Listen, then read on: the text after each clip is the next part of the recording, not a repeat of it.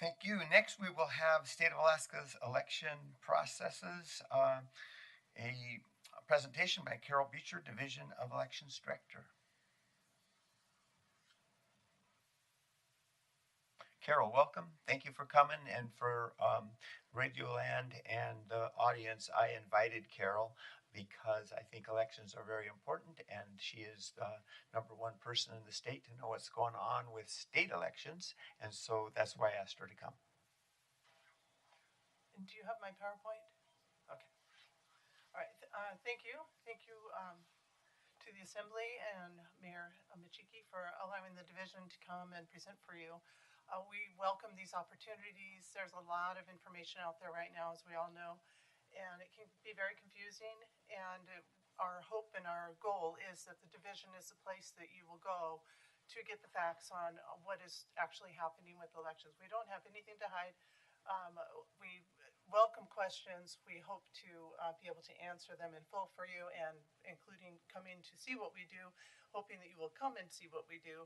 And if you aren't registered to vote, please get registered to vote. So slide number 2. Sorry, this is very small writing on these. So this is just a little bit of an overview just of what the division does. It's definitely a 10,000-foot look at what we do. We have a lot more details, and if you have questions that I don't address in this presentation, please feel free to reach out and we will provide those to you. So the division has, we conduct state, federal, and what are called REAA elections. And we do not handle municipal elections or borough elections. There's a lot of confusion about that.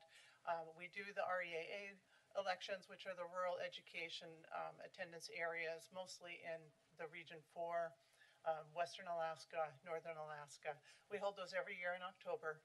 And the other elections, obviously, are every even year for federal and state. We have 34 full-time staff. And we have 5 different regions: Juneau, Anchorage, Wasilla, Fairbanks, and Nome. We have a new extension office that we've just opened in Kenai, so we're very excited about that. And we have about 104 precincts where the votes are hand counted.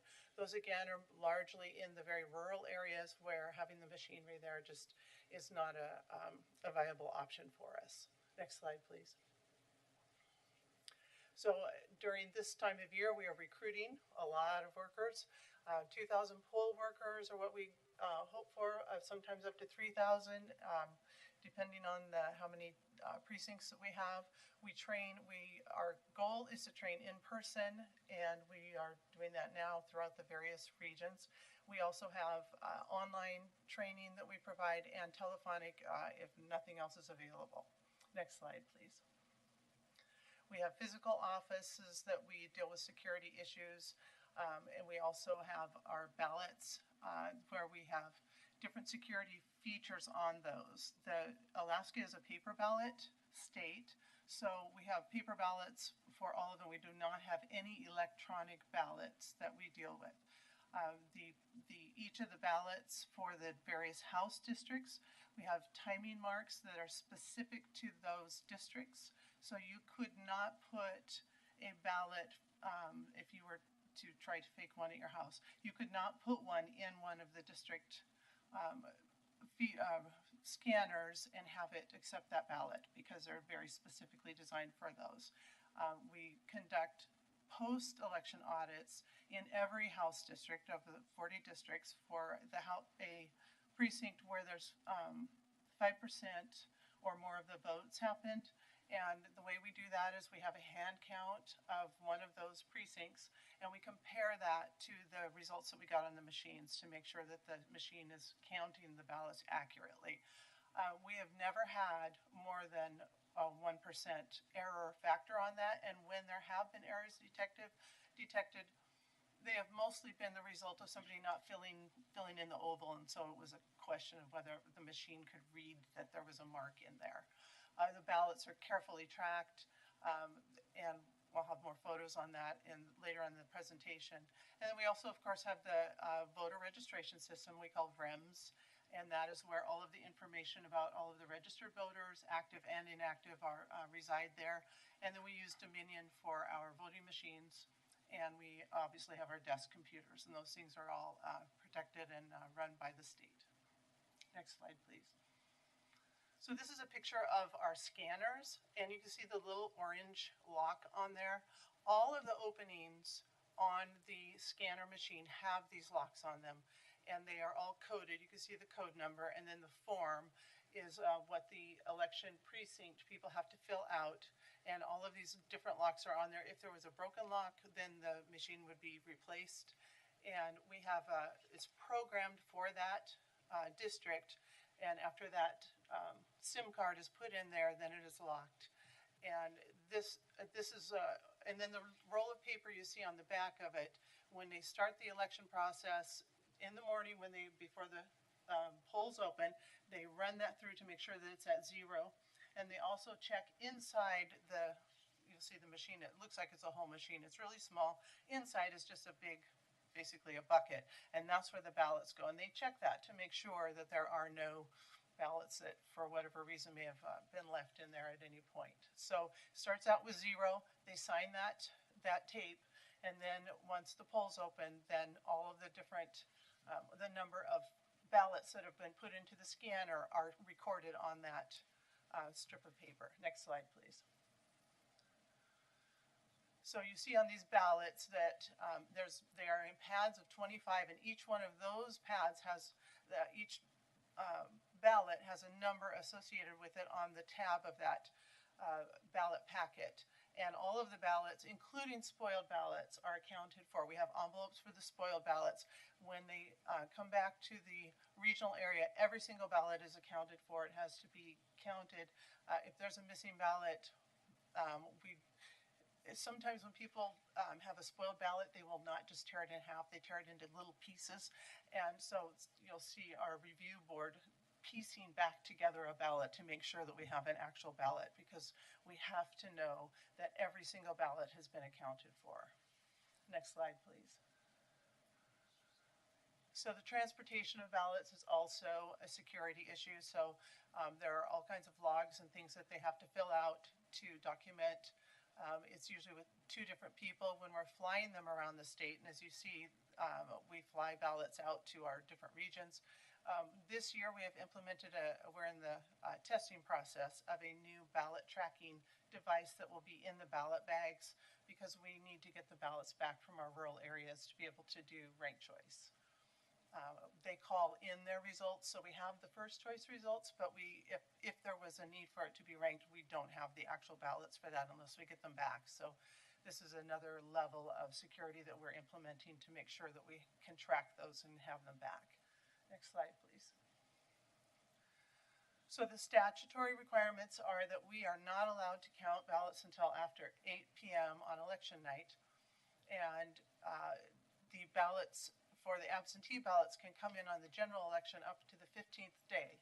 So sometimes we're hearing out there that it seems like it's taking longer for ballots to be counted as a result of ranked choice, but that is not the case. We have the same time frame that we have always had, and as ballots come in on the 10th day for civilian ballots, for overseas and military ballots, they can come in on the 15th day. So that is why on the 15th day the final count happens, and that is when it is determined whether or not a ranking has to happen, whether or not a race had less than 50 plus 1, and then we would rank that race. I believe in 22 there were 11 races that had to be ranked. Next slide, please. The voter list maintenance, this is another piece of information that's out there that people are wondering, why in Alaska do we have so many people registered? Well, it isn't because we have dirty voter rolls. It is because Alaska has very broad laws about what constitutes a person's residency to be able to vote in the state. So if you fill out a permanent fund dividend application, then that constitutes a voter registration application. So everybody who applies for a PFD is registered to vote unless they opt out, and there's a 30-day period when they can do that. There's also the DMV registrations. When people register for get their license, they can mark that they want to be registered, and they can remain on the voter rolls until they contact us to tell us that they no longer want to be on the voter rolls. If someone moves out of state but has an intent to move back, they can remain on Alaska's voter rolls until they tell us that they no longer intend to come back. So it does mean that we have a lot of names on the voter rolls of people who may not necessarily live in Alaska, but if they have an intent to return, then our laws require that they remain on the rolls. Next slide, please. An inactive voter is someone who hasn't voted for basically for 2 general elections, so it takes 4 years. If you don't do anything as far as voting, don't act like you're going to, don't fill out your PFD, don't do anything active at all, then you would be put into inactive. If you were to go to vote and you're in inactive status, then you would have to vote a question ballot because you would not be on the registration list. But you could be moved back into active from that status. If you weren't active for the 4 years and were in inactive then for another 4, it would take that long for us to remove you legally from the rolls. Next slide. You want to, I see my time is up.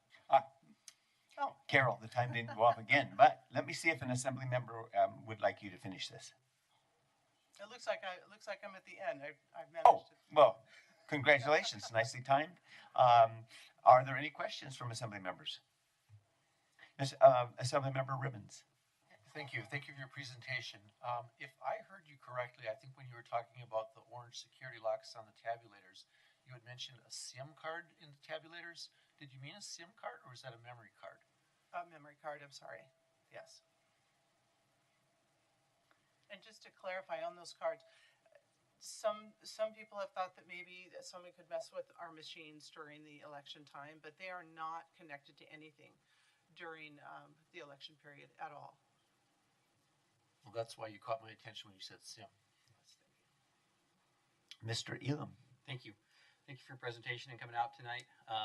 You mentioned that the voter rolls have a high number in there. What would you consider a high number, and like what percentage of our population is in there? I don't know that I would consider it to be a high number. That it is often quoted that we have more people on our voter rolls than live in Alaska, and that is correct. But that is based on the reality that you don't have to live in Alaska and you could still be considered to be an active voter on our rolls. Thank you. Vice President Cox. Yes, thank you. I just wanted to thank you for coming in tonight. It's very informative. A couple of the things that I was unaware of is I was unaware that you do have October elections in our unorganized boroughs. I did not realize that. And the other part that I didn't realize was why the voter rolls are at the numbers they are, which you just discussed. So thank you for coming in. Those are 2 big pieces that I hadn't known before. A lot of the stuff with the security, I appreciate you talking about it. A lot of those are the same systems we use here. So it's very much appreciated. Thank you, Vice President Cox. I have several questions that I have written down here, and so I'll ask them, and other assembly members may jump in at any point. But one question is, there's been talk about counting ballots electronically. I guess the Mat-Su Borough has begun to count them by hand. Is there a benefit to counting them electronically, or is there a benefit to counting them by hand? Can you discuss that a little bit? Sorry. The benefit of counting them electronically is that it's faster. And it has proven to be, because of the post-election audits conducted by the division, to be very accurate. For those areas, particularly with ranked choice, we conducted an exercise of trying to see if we tried to hand count for a ranked choice ballot, how long would it take? And one ballot, if you did every race on a ballot, could take up to 20 minutes per ballot, which is a long time if you consider a potential of a statewide race. It just isn't efficient to do it by hand, and people are not as good at doing rote work as a machine is, and you know, our eyes get tired. It takes a long time. So for all of those reasons, we have found the machines to be a much more accurate and efficient way to count ballots. Thank you. I have found people the same at counting fish. They're just not very good at it. Next question is there a risk of anyone hacking into state election systems and adding or subtracting votes?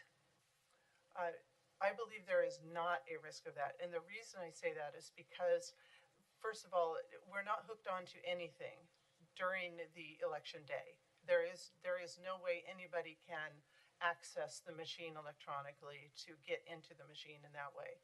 Secondly, we have paper ballots, so that even if someone were to attempt to do that, and by I'm not a techie, but if were it possible, we still have the ability to count the ballots that were marked by hand, to make sure. And so that is the point of the post-election audit, and we have not found that to be the case ever. Thank you. That's a reassuring. Why did the state choose Dominion voting machines? I get emails pretty often condemning them, and so why did the state choose them?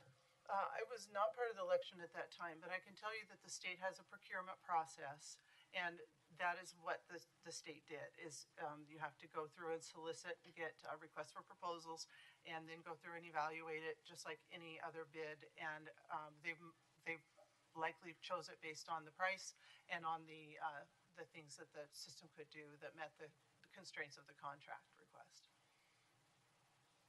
Thank you. How do machines that aid visually handicapped people work? There's a long answer to that. We would welcome any of you to try the machines. I've done it myself, where blindfolded myself and turned away from the machine to see, is it doable? And it is not, of course, if you're able to see, it's not as easy as that. But the way that it works, depending on what your disability is. So if you were blind, the way that it works is we have basically a little console like you would on I don't know, those little things kids play with. And they have Braille, and so it tells you which shape of the figure that you would push. And then there's two different voices on it. One tells you how to manipulate the controls, and then one tells you what's on the screen that you're on, and then it checks again. Do you want to go back? Is this what you want? And at the very end of it, you can go back through, and it will tell you everything that you voted for, so you can correct it from that, and then it will tell you if you're ready to print it, and then it will print out on a machine next to you and on that ballot. Okay, thank you for that. So it activates a voice that helps Yes. These people that are blind can still hear, and sometimes better than We other also, for our rural areas, we have different languages on it if we're required to by the federal law of 203 or the Toyota case. Thank you. When people vote by mail, how are their ballots secured and how is their identity checked? The state of Alaska doesn't do vote by mail. We do absentee ballots. So if you're referring to absentee ballots, then they must apply for one, and then they have to provide certain information to get the ballot sent to them. And then when we receive the ballot, there's an absentee ballot review board that reviews before the election, for those that we get in before, just for the information that's on the certificate on the front. And then if there are any kind of questions or anything, then those are put in a separate question box. And then after the election, then they also are looked at by the absentee ballot review board to make sure that the information provided on the envelope is correct and matches with the person who asked for one. Thank you. The interesting thing about being hard of hearing, I've actually ordered a hearing test, but I haven't been able to get it yet. But I did hear you twice say something about a Ouija board, and I know you didn't say Ouija board, so was there anything in there that sounded like Ouija board? I don't believe so. Maybe I'll move closer to the mic. Okay, thank you. One thing that I noticed in the last election is that in some rural areas of Alaska, there were a lot of ballots rejected. And Bethel area was one that was particularly high. And I hope that you're familiar with this, and I'm not asking you something that you're not familiar with, but why were they rejected, and what can election officials and governments do to help those people who cast a legitimate ballot get a vote counted? There were several factors that happened that impacted the rejection rate for the special election that occurred it was a special primary where we saw the huge jump in rejected ballots. Statewide, there were, well, first of all, it was an all-by-mail election for that special election. That is, most Alaskans go into the polls and vote. We don't have a huge amount of people who do utilize the absentee process. So there were a lot of people who were voting absentee who are not used to doing that. Secondly, in 2020, on the general election, the court had determined that we no longer needed the witness signature. So when that special election came, which was the next election, there were many that were rejected as a result of not having the witness signature. The next election that occurred after that, which was the special general and the regular primary, we saw those drop precipitously. So they went down from and I'm giving round numbers, but approximately 500 ballots were rejected in some of the rural communities. The next election that followed, which was only a month or two later, it went down to about 4. So it seemed to have self-corrected. The envelope is clear. We think that it was the result of the larger volume of people who are voting absentee who are not used to doing that, and then secondly, because of the court's decision that they were confused about whether they needed the witness signature. Thank you. And so they still sign their ballot. They just don't need to have a witness sign it. For the most part, there were multiple reasons that ballots were rejected, but one of the larger reasons was the lack of witness signature. Thank you.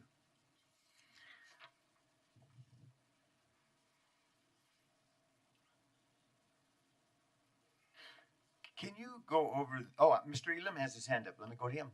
Thank you. I was curious if in November when the division, or will the division publish all of the ranked choice raw data when the results come in, or will the voters have to wait the 2 weeks to find out who wins? The first choice results will be provided. All of the different rankings of the first, second, third, etc. will not be provided until the 15th day. Okay. Thanks. Okay. One of the issues that we've heard from time to time is that some voters omit a piece of important information so their ballot can't be counted, or they have some error, but that their ballots can be healed. Can you describe a couple of these problems that occur in which a ballot can be healed, and how do election poll workers reach people to get ballots healed? So you're referring to a cure process. Cure. And, yes, and the state of Alaska does not have a cure process. So I know that there are many boroughs and municipalities. Anchorage has a cure process. We do not. And so that would require legislation for a cure process to be implemented. There was legislation that was proposed in this last session. It did not pass. So the division is not able to cure ballots. We do notify people that their ballot was rejected, but there's nothing they can do about it. Okay, well, that's straightforward. Let me look and see if I have any more. Here's one last one. I don't know if it's the last one, but it might be. How do you resolve discrepancies in counting ballots or in someone voting in person after also having voted by mail or through early voting sites? It has to do with what is in our system. So if somebody applies for an absentee ballot and then casts that ballot, it would be noted in the system that they have cast an absentee ballot. So if they came in to vote in the poll place, then it would be noted on the registration thing that they have on the roll that they have voted absentee. So if they said, well, I didn't send it or whatever, they could still vote a question ballot, but then it would be reviewed to see if that was the case, or if we found an absentee ballot that was postmarked on the day but we got later. Okay, so what I heard you say is that when they vote by absentee or early voting, that their name goes into the system. So when they show up at the poll and say, I'm ready to vote, the poll worker would notice that that person had already voted, and they would alert them. Particularly on early voting, because in early voting, they are hooked into our system. So we would know if they'd voted. If they early voted and then tried to come in and vote again, it would be clear that they had already voted. On the absentee, it would be probably caught after because we would, when we're going through our absentee ballots. And I'm going to call on I have some hands up, but a follow-up on that question would be, can a person vote early, absentee, or just go in and vote early because that is an option, and then decide that their candidate that they voted for did something, then they've changed their mind? Can they come in and vote in person and change their vote? No. Okay, thank you. That's straightforward. Assemblywoman Cooper.